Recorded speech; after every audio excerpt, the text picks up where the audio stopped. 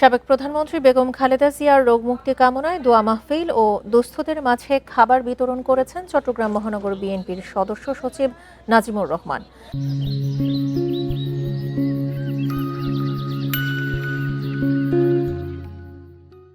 বিকেলে চট্টগ্রাম নগরীর আগ্রাবাদে এই কর্মসূচি অনুষ্ঠিত হয়। বিএনপি নেতা জহির আহমেদের সভাপতিত্বে অনুষ্ঠিত সভায় উপস্থিত ছিলেন বিএনপির নেতাকর্মীরা।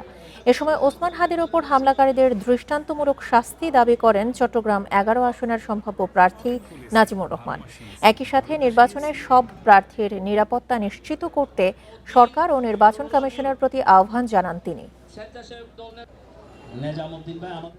হাদির উপর আক্রমণ হয়েছে, তাকে হত্যার উদ্দেশ্যে যে আক্রমণ করা হয়েছে, আমরা এটা মনে করি যারা নির্বাচন চায় না, নির্বাচনের বিরোধিতা করে, যারা নির্বাচন ছাড়া ক্ষমতায় থাকতে চায়, ফেসিবাদের শক্তি বাংলাদেশে আরেকটি ফেসিবাদ কায়েম করতে চায়, তারাই মূলত এই ঘটনা ঘটিয়ে দায় চাপানোর চেষ্টা করছে অন্যদের উপরে।